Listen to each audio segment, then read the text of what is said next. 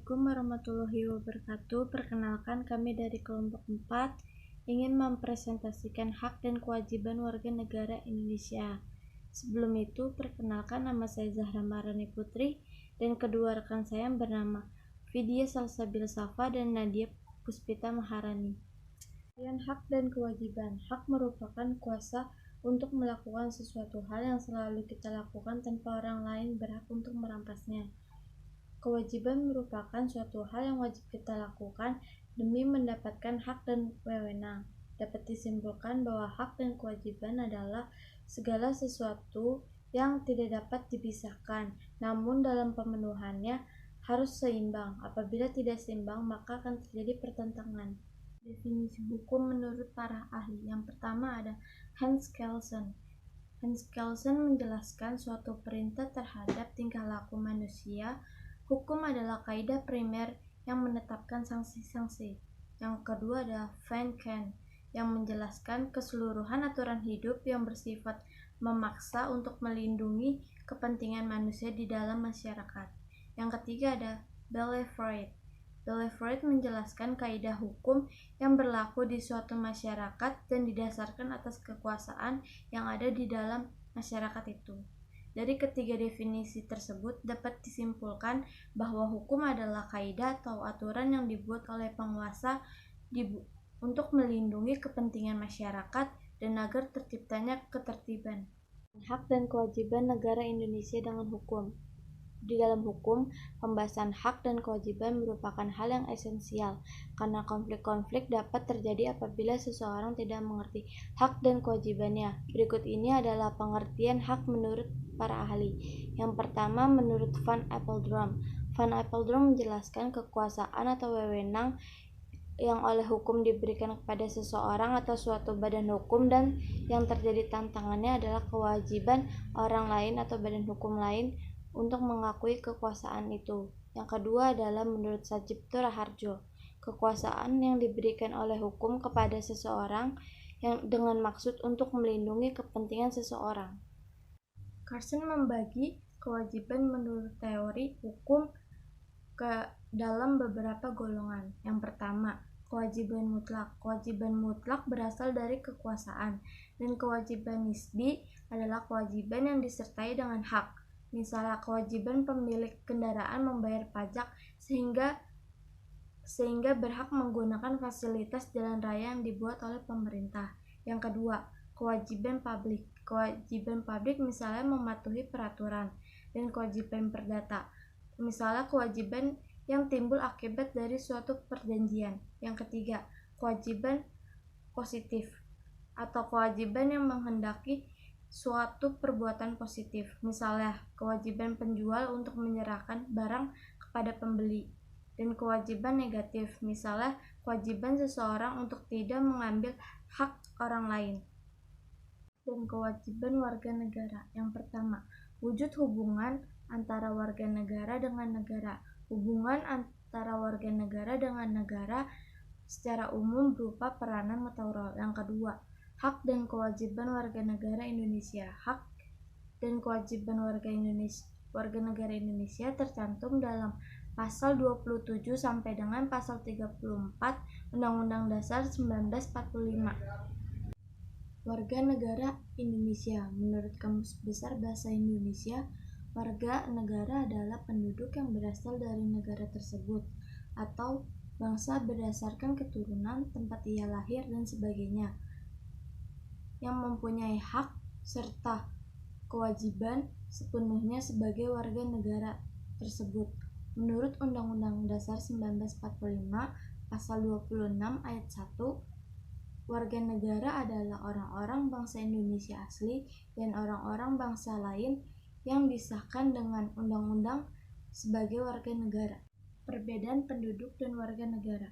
Perubahan Pasal 26 Undang-Undang Dasar 1945 Bab 10 tentang warga negara dan penduduk. Pasal 26 ayat 1 yang berbunyi warga negara adalah orang-orang bangsa Indonesia asli dan orang-orang bangsa lain yang disahkan dengan undang-undang sebagai warga negara. Pasal 26 ayat 2 berbunyi penduduk adalah warga negara Indonesia dan orang-orang yang bertempat tinggal di Indonesia. Pasal 26 ayat 3 berbunyi, hal-hal mengenai warga negara dan penduduk diatur dengan undang-undang. Negara harus mengakui bahwa setiap orang berhak memilih kewarganegaraan, memilih tempat tinggal di wilayah negara dan meninggalkannya, serta berhak kembali sebagaimana dinyatakan oleh pasal 28E ayat 1 UUD 1945. Pernyataan ini mengandung arti bahwa orang-orang yang tinggal dalam wilayah negara dapat diklasifikasikan sebagai berikut. Yang pertama adalah penduduk, yaitu orang yang memiliki domisili atau tempat tinggal tetap di wilayah negara itu, yang dapat dibedakan antara warga negara Indonesia atau WNI dengan warga negara asing atau WNA. Yang kedua adalah bukan penduduk, yaitu orang-orang asing yang tinggal dalam negara bersifat sementara sesuai dengan visa yang diberikan oleh negara melalui kantor imigrasi yang bersangkutan, seperti turis. Beberapa perundang-undangan yang mengatur tentang kewarganegaraan di Indonesia adalah sebagai berikut. Yang pertama ada Undang-Undang Nomor 3 Tahun 1946 tentang Kewarganegaraan Indonesia. Yang kedua, Undang-Undang Eks Darurat Nomor 9 Tahun 1955 tentang Kependudukan Orang Asing. Yang ketiga, Undang-Undang Nomor 2 Tahun 1958 tentang Penyelesaian Dui Kewarganegaraan antara Indonesia dan RRC. Yang keempat, ada Undang-Undang Nomor 62 Tahun 1958 tentang Kewarganegaraan Indonesia sebagai penyempurnaan Undang-Undang Nomor 3 Tahun 1946. Yang kelima, ada Undang-Undang Nomor 4 Tahun 1969 tentang pencabutan Undang-Undang Nomor 2 Tahun 1958 dan dinyatakan tidak berlaku. 6. Undang-Undang Nomor 3 Tahun 1976 tentang perubahan Pasal 18 Undang-Undang Nomor 62 Tahun 1958. 7. Undang-Undang Nomor 12 Tahun 2006 tentang Kewarganegaraan. Asas-asas kewarganegaraan. Asas kewarganegaraan umum. Yang pertama ada asas kelahiran atau ius soli berdasarkan tempat atau daerah kelahiran. Misalnya seseorang jadi warga negara A karena ia lahir di negara A. Artinya seseorang dapat menjadi warga negara di mana ia dilahirkan. Negara yang menganut asas ini adalah Amerika Serikat. Yang kedua, asas keturunan atau ius sanguinis berdasarkan darah atau keturunan.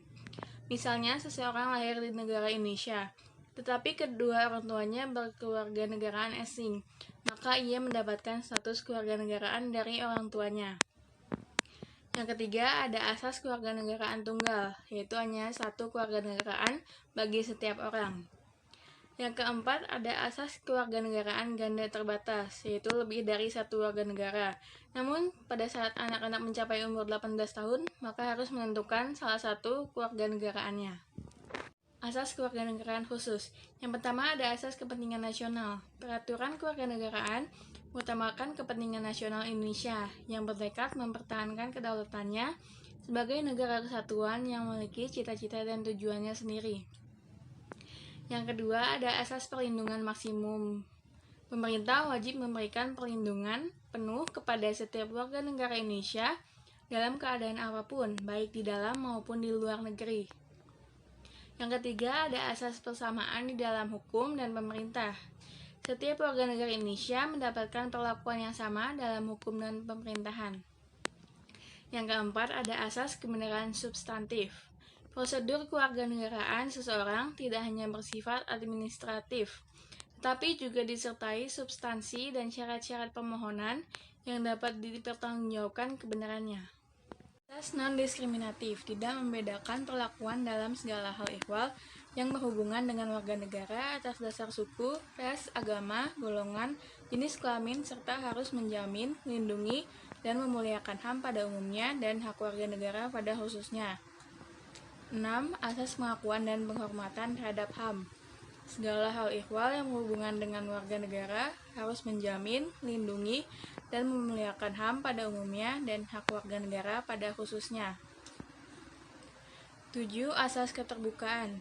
Segala hal ihwal yang berhubungan dengan warga negara harus dilakukan secara terbuka. 8. Asas publisitas. Seseorang yang memperoleh atau kehilangan warga negara Republik Indonesia akan diumumkan dalam berita negara Republik Indonesia agar masyarakat mengetahuinya. Permasalahan dalam menentukan status kewarganegaraan seseorang dapat terjadi karena beberapa kemungkinan. Hal ini disebabkan beberapa negara menganut asas ius soli, sedangkan negara lain menganut asas ius sanguinis. Hal tersebut akan menyebabkan seseorang berstatus satu apatrid tidak memiliki status kewarganegaraan karena orang tersebut lahir di negara A yang menganut asas ius sanguinis, namun orang tuanya merupakan warga negara B yang menganut asas ius soli.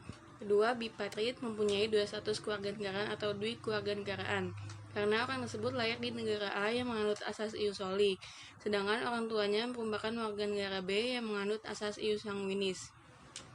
Ketiga, multipatrid memiliki lebih dari dua status kewarganegaraan, yaitu seorang penduduk yang tinggal di antara dua negara. Kewarganegaraan atau naturalisasi. Naturalisasi yaitu status kewarganegaraan yang diperoleh atas hak opsi. Kewarganegaraan ini disebut juga kewarganegaraan aktif.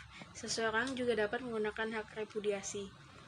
Syarat dan tata cara memperoleh kewarganegaraan Indonesia menurut Undang-Undang Nomor 12 Tahun 2006. Yang pertama, telah berusia 18 tahun atau sudah kawin. Yang kedua, telah tinggal di negara Republik Indonesia selama 5 tahun berturut-turut atau selama 10 tahun tidak berturut-turut. 3. Sehat jasmani dan rohani. 4. Dapat berbahasa Indonesia serta mengakui dasar negara Pancasila dan Undang-Undang Dasar Negara Republik Indonesia 1945. 5. Tidak pernah dijatuhi pidana yang diancam dengan pidana penjara 1 tahun atau lebih. 6. Jika telah memperoleh kewarganegaraan Republik Indonesia tidak menjadi berkewarganegaraan ganda. 7. Mempunyai pekerjaan dan atau berpenghasilan tetap.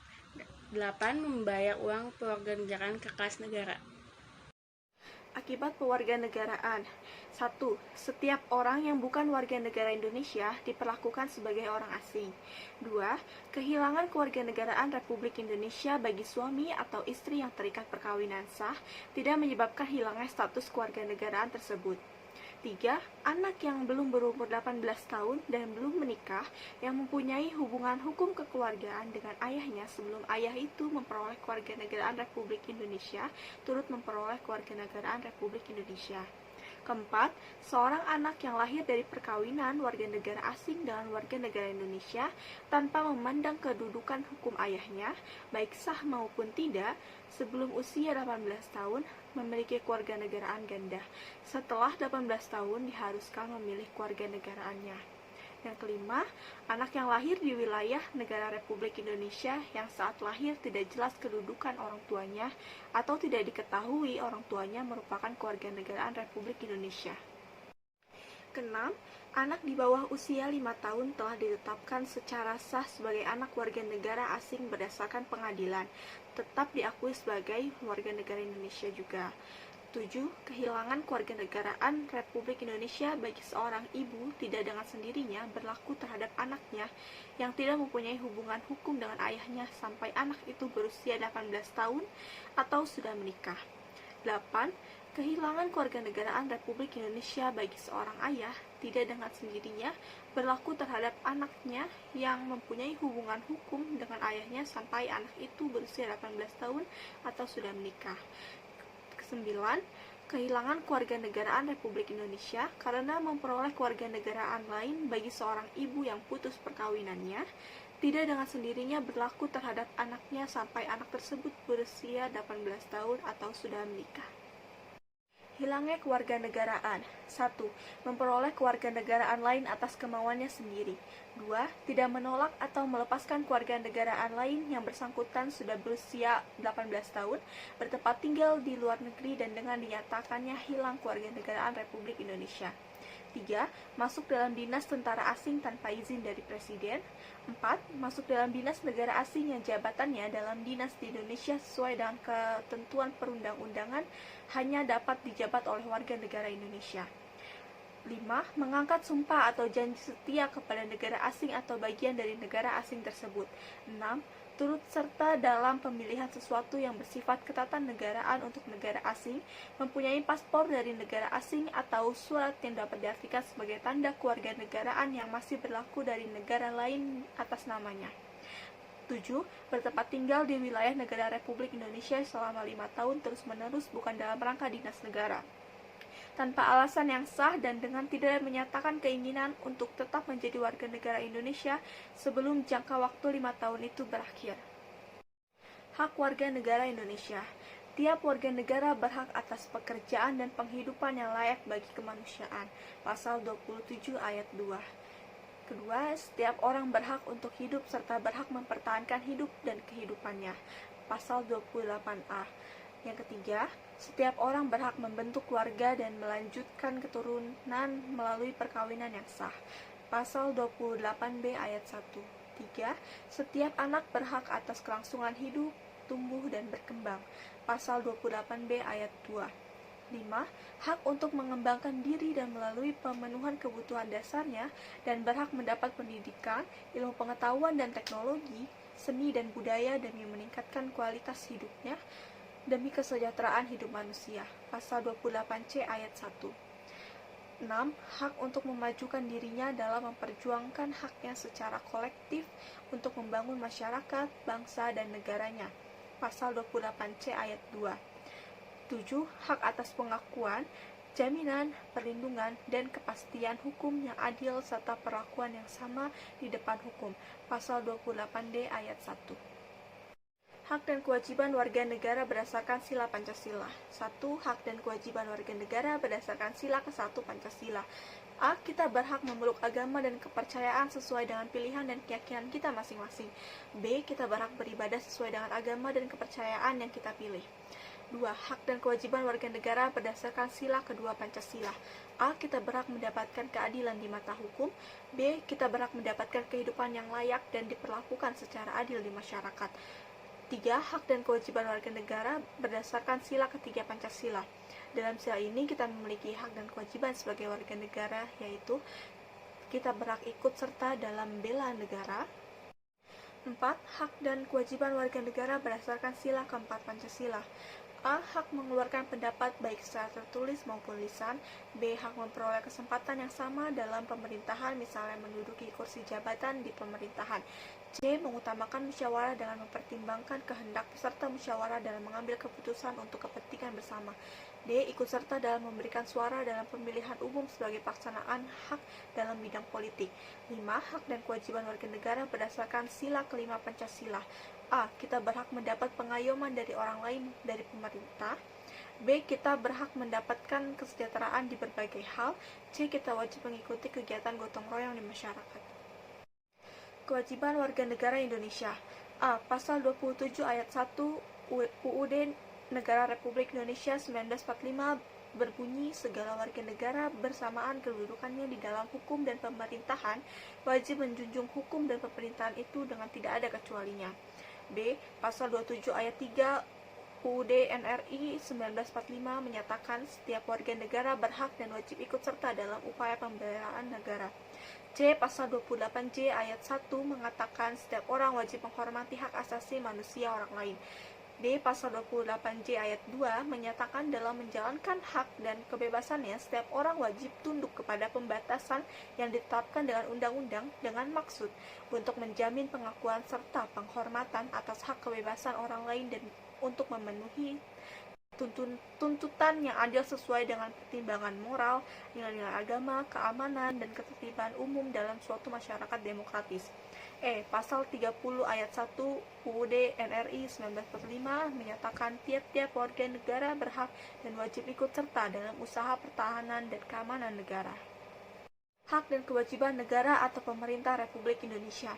Hak dan kewajiban negara adalah memberikan jaminan kesejahteraan dan perlindungan keamanan bagi warga negaranya, serta menjamin kelangsungan kehidupan negara, serta terwujudnya cita-cita dan tujuan nasional. Berikut beberapa hak dan kewajiban negara atau pemerintah Republik Indonesia terhadap warga negara Indonesia. Hak 1. Menciptakan peraturan dan perundang-undangan yang dapat mewujudkan ketertiban dan keamanan bagi keseluruhan rakyat. 2. Melakukan monopoli terhadap sumber daya yang menguasai hajat hidup orang banyak. 3. Memaksa setiap warga negara untuk taat pada hukum yang berlaku. Kewajiban 1. Melindungi segenap bangsa Indonesia dan seluruh tumpah darah Indonesia. 2. Memajukan kesejahteraan umum. 3. Negara berkewajiban memelihara fakir miskin dan anak-anak terlantar. 4. Negara mengembangkan sistem jaminan sosial bagi seluruh rakyat dan memberdayakan masyarakat yang lemah dan tidak mampu sesuai dengan martabat kemanusiaan. Contoh kasus pada 6 Desember 2020, KPK menetapkan mantan Menteri Sosial Juliari Batubara sebagai tersangka kasus dugaan suap bansos penanganan pandemi COVID-19 untuk wilayah Jabodetabek tahun 2020. Kasus ini bermula dari adanya program pengadaan bansos penanganan COVID-19 berupa paket sembako di Kemensos tahun 2020 dengan nilai sekitar 5,9 triliun rupiah dengan total 272 kontrak dan dilaksanakan dengan 2 periode. Juliari menunjuk Mateus dan Adi sebagai pejabat pembuat komitmen atau PPK dalam pelaksanaan proyek tersebut dengan cara menunjukkan langsung para rekanan dan diduga disepakati ditetapkan adanya fee dari tiap paket pekerjaan yang harus disetorkan para rekanan kepada Kemensos melalui Mateus. Untuk setiap paket bansos, fee yang disepakati Mateus dan Adi sebesar Rp10.000 per paket sembako dari nilai Rp300.000 per paket bansos. Atas perbuatannya itu, Juliari disangkakan melanggar pasal 12 huruf A atau pasal 12 huruf B atau pasal 11 Undang-Undang Nomor 31 Tahun 1999 tentang pemberantasan tindak pidana korupsi, sebagaimana telah diubah dengan Undang-Undang Nomor 20 Tahun 2001 tentang perubahan atas Undang-Undang Nomor 31 Tahun 1999 tentang pemberantasan tindak pidana korupsi, Jo pasal 55 ayat 1 ke 1 KUHP. Kaitan subbab dengan kasus. Dari kasus ini dapat kita lihat bahwa Juliari Batubara yang menjabat sebagai Menteri Sosial telah melanggar hak warga negara dan kewajiban pemerintah. Apalagi negara ini merupakan negara hukum, yang dimana segala sesuatu jenis pelanggaran harus dibayar dengan sanksi yang telah diperuntukkan dalam Undang-Undang Dasar 1945. Pelanggaran yang dilakukan berkaitan dengan hak warga negara yang tercantum dalam pasal 27 ayat 2 yang berbunyi, setiap warga negara berhak atas pekerjaan dan penghidupan yang layak bagi kemanusiaan, serta pasal 28A yang berbunyi, setiap orang berhak untuk hidup serta berhak mempertahankan hidup dan kehidupannya. Pelanggaran tersebut juga berkaitan dengan kewajiban pemerintah yang tertulis bahwa negara berkewajiban memelihara fakir miskin dan anak-anak terlantar, serta negara mengembangkan sistem jaminan sosial bagi seluruh rakyat dan memberdayakan masyarakat yang lemah dan tidak mampu sesuai dengan martabat kemanusiaan. Jelas, tindakan ini membuat rakyat menderita karena rakyat tidak bisa menikmati haknya sebagai warga negara, dan rakyat juga tidak bisa menerima hak mereka dari apa yang telah menjadi kewajiban pemerintah. Sekian dari kelompok kami, kurang lebihnya mohon maaf. Wassalamualaikum warahmatullahi wabarakatuh.